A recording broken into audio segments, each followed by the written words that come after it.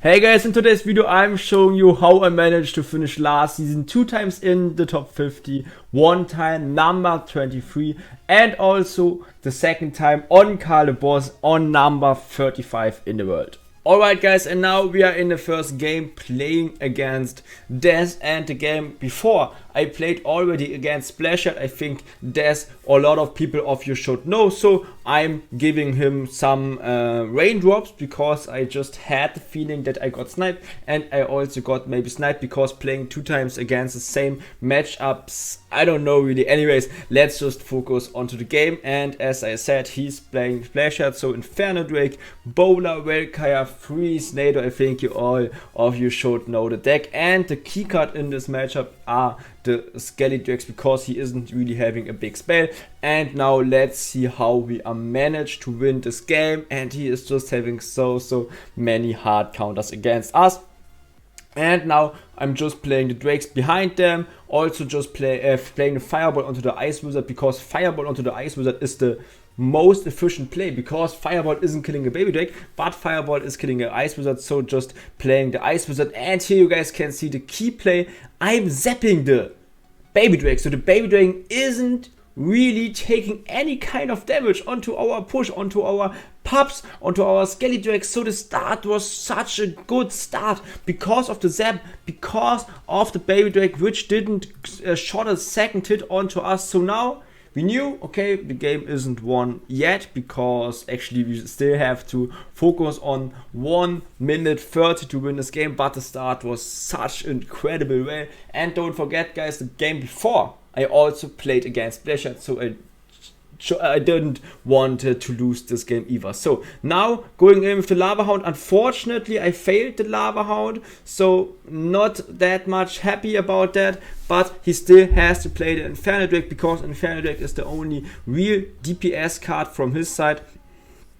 So now I was thinking about what could I do. So now I'm just playing a Fireball onto everything. Luckily he's playing a Valkyrie into us, so Valkyrie is even more value. Then I'm playing the Drakes for sure. Don't play the Drakes, so I didn't want to play the Drakes into my Mega Minion because I just had a feeling that he's going in with a freeze. And yes, this wasn't played that well by me, but just because of the start actually we were able to win that. So now I'm playing the Fireball. I played the Fireball because it was kind of smart, because I knew his tower is not in Fireball zap range yet, so it was kind of smart playing already the Fireball. So I still just only have to cycle one more Fireball. Now he is laughing, don't know why really, because he is just having a hard counter. Now I'm giving him a game, and yes, that was one of my season end games.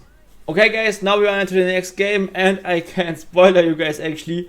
This is a game where I have a bad start. The previous game I had such an incredible start, but this game I'm having a bad start, and it's because I'm playing my guards out and my zap. Even I didn't really knew what deck he is playing. Also my Mega Minion is coming out, and now it's maybe obviously, or it's pretty well played by him. And it's also sure that I just overcommitted in playing the Fireball onto the Ice Wizard, so not the best play by my side. But now he is just going to get in by the Valkyrie and also by his Graveyard onto the bridge. He is just taking so much damage onto us, and you guys see my tower is already just having half of the HP from the beginning, so I need to come back that. And yes, you guys saw it correctly, we are playing against Graveyard and against the Graveyard with the Tombstone, with the Ice Wizard, NATO. It's just so hard taking some damage. Anyways, now I know he's just having the Ice Wizard in the hand, so I could Fireball the Ice Wizard in case he is just going in with the Ice Wizard. So play my Mega Minion behind it and having my Fireball ready. So I thought about, hey, should I go with the Fireball, should I go with the Skelly Drakes, but I decided for the Fireball, Skelly Drakes will just have been some poison value, and now going in with the guards for sure.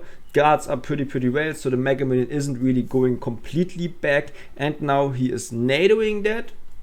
So you guys see we also taking a lot of damage onto him, luckily because he played his baby Drake out. Good start from us, and now it's actually time for the tombstone behind our tower. He isn't having the poison in the hand, so it's just playing my drakes into the hand, just playing the mega minion. Also, I saw that, or I just had the feeling that some skeletons are going in front of my tower, so also fireballing this, and now my lava hound is getting, or is going to get in. I had the feeling he's poisoning that, and he is also poisoning that, so not the best thing for me. This is also a reason why the Skelly Drakes aren't really that good, but doesn't matter. Fireball is coming onto the tombstone, Drakes are coming onto the Ice Wizard, because I just want to take some damage onto his tower, and this are actually the only ways how to take some damage, by shipping with Lava Hound and also by just playing spells onto his tower. Normally, you shouldn't get a balloon onto his tower because of the tombstone, because of the balloon. So actually in this game it's just Lava Hound, it's not Lavaloon. Okay, doesn't matter. Fireballing again, you guys see it correctly. I'm just trying to play as much as possible spells onto his tower, because more spells actually means more damage, and now we are already in a damage lead. Balloon is coming in because I had the feeling he isn't having a really good hand. He is having his Ice Wizard out, he is having his Baby Drake out, so he had to cycle back to the Baby Dragon, and also it was a positive trade for sure, also taking some damage onto his tower. Now good drakes from me. I knew he is going in with the poison onto my tombstone, so going in with high drakes, so he can't really play the poison onto my drakes and onto my tombstone. So good drakes. Also drakes just prevented a lot of damage from his graveyard. Now guards are coming in because Valkyrie, you have to defend the Valkyrie actually. Now fireballing this stuff, now zapping this stuff, and the balloon luckily finished the tower. And yeah, that's how you can win against graveyard. Okay guys, and this is the next game, and also it's a game where I'm just pretty proud of, because now I'm playing with the guards, and as I said, sometimes I'm playing with the guards, sometimes I'm playing with the Valkyrie, because I'm just playing actually the card I'm feeling more confident with. And in this games I had the feeling that I'm just more confident with the guards. Luckily it was also a better pick against Hog Rider, but it wasn't a snipe, it just was because I was feeling more comfortable with. You don't have to believe me, but actually it's the truth. So now I'm playing with the guards. Don't know really why. I think I lost the game before against something, but not really sure about that. Anyways, still a hard matchup, still with the guards, a pretty hard matchup, but guards are just better against the Hog Rider, and in this game you can't actually take again some damage by your balloon onto his tower. The best thing which you can do with your balloon is making a positive elixir trade by just playing the balloon naked onto the bridge, trying to bait out the 6 elixir rocket for a 5 elixir card, and it's works pretty well, as you guys can see right now. I guess or now I'm waiting until I have the guards, and I think right now I'm going in with the balloon onto the bridge, but I'm not really sure, or am I don't know really, but I think right now I'm going in. No, okay, my bad. But yes, as I said, if you're feeling right, if you're feeling good, just go in with the balloon onto the bridge when you know that he isn't having Executioner in the hand, because then it's just a 6 to 5 trade, so a positive 1 elixir trade. Now his Valkyrie is coming in, so I have to split my drakes, actually good drakes. Luckily he's still going in with the Hog Rider onto the right lane, and it's okay taking some damage onto the right, it's okay taking some damage onto the left. I just don't want to lose any tower, and I also just don't want to get any tower onto fireball range or onto rocket range, I mean. So now Tombstone is coming in, Mega Minion is coming in, guards are coming in, and now it's just time, and everyone of you knows I have to defend that. Otherwise it's rocket range. Rocket range means it's a lose. So zapping the left lane, also having my next Tombstone back, and the next Tombstone is just incredibly important. Tombstone is the key card in this game. Now I don't really understand his play, what he tried to do with, but doesn't matter. Mega Million is coming in against his Executioner. Incredible Fireball is also coming in, and the Lava Hound is just shipping and shipping and shipping. That's so important for us. Now we are going to get in with the balloon. Yes, exactly, we are going to get in with the balloon, because I knew I won't get his tower down by the balloon, but I knew it's just a lot of pressure, and that's the most important thing. He's playing his Nado out, and Nado not in his cycle means actually you can take some damage by the Lava Hound onto your tower. For sure, we still need to take care of that he isn't really getting us down earlier. So Mega Minion is coming in. Also next Tombstone for sure is also just back in the hand, already having the Tombstone ready to just play it. Now playing the guards, Tombstone is coming in, and now having the Zap and the Fireball finally into the hand. So playing the Zap and also the Fireball onto his tower, and that's how we managed to win against Viper. Big shout outs to Viper, he's the best Hog exit player in the world. Let's go, guys. Okay guys, we are into the next game. He is spamming the good game, and slowly you can see probably the reason why he is not trying to play with us. I can spoiler you guys, because he is playing with the Sparky. So Sparky is not a, I mean, it's a pretty good matchup. The start is not that good for me personally, but it's because I just played the Tombstone out of the hand. So playing the balloon, playing the drags onto the left lane. So I just tried to make some counter push damage, and it's also worked pretty well off. But the Tombstone first play was not a good play, and here you guys can see the reason. Sparky is the whole time onto his lane, and Sparky onto his lane means he can stack up his elixir, and the elixir will come in front of his Sparky. Also my Mega Minion was just played too deeply, so also bad Mega Minion, which made the situation actually even worse. So now we have to defend that somehow. Fireball is coming in. Fireball is luckily defending the mini P.E.K.K.A. He is playing the Sparky, and I thought about, hey, should I go in with the Mega Minion? But I just thought about, okay, I am taking the big Sparky shot. Sparky shot normally means you lost the game, but I am taking that the start was such a bad start, but also because of me. I failed the Tombstone, or the Tombstone was just a bad play, and I also played the Mega Minion just too high, so Mega Minion was onto his lane. Anyways, we still can win that game, but it's just because of the good matchup.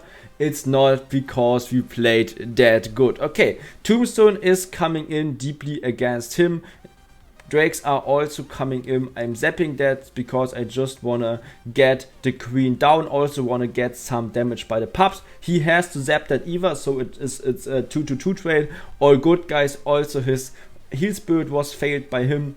And now I'm going to get in with a higher Lava Hound. I'm going in with a higher Lava Hound in case I actually want to get some more pressure against him. So playing a Fireball against him, even I don't hit his tower actually. It's just because my other troops should be able to take some damage. And now my Deep Tombstone is coming in again. High Mega Minion is ready, so Drakes are getting in, not the Mega Minion, because the Mega Minion is pretty better in the defense, because Mega Minion is not the biggest lightning value actually. Now getting in with the balloon, or I mean with the Railkire, but I thought about I should go in with the balloon, because Loon would been just pressure, and now I'm just spamming in. I'm spamming in so he can't support his Sparky. Now the high Drakes are getting in. I remember correctly, I guess he is just not having any kind of chance against me. So Fireball is coming in slowly, or I mean as firstly Tombstone, then Balloon onto the bridge, because Balloon onto the bridge means he has to play at least 9 elixir onto me, because he has to play at least the lightning plus the Nado. So I'm fireballing this stuff. He's failing his Nado, but this doesn't matter really. And yeah, that's how I won against him, even I failed at the start. Okay guys, and at the end of this video also just an incredible good matchup. Remy Ellie all of you guys should know him. Remy Ellie is playing with the Magic Archer. He is playing Minor Wallbreaker with the Magic Archer. Normally with the Fireball, which is a good matchup. This time with the Earthquake, which is an even better matchup. So 100-0 for me. But still, it's kinda important to know how to win against him. And now, sorry for that guys, now we are actually just playing the Mega Minion onto him, onto his Spear Goblin, so Mega Minion isn't really taking some damage.